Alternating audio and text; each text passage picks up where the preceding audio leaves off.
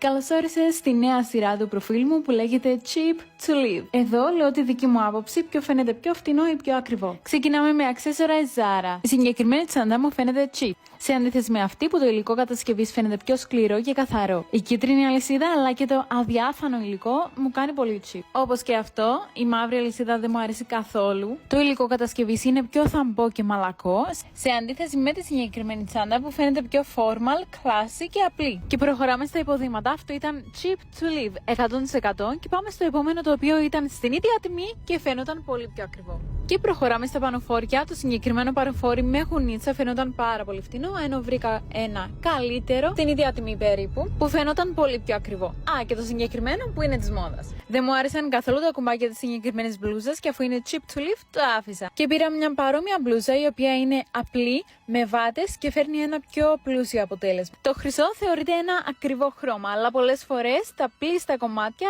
φαίνονται πιο φτηνά σε αυτό. Και πες μου αν σου άρεσε η νέα σειρά. Τα λέμε στο επόμενο.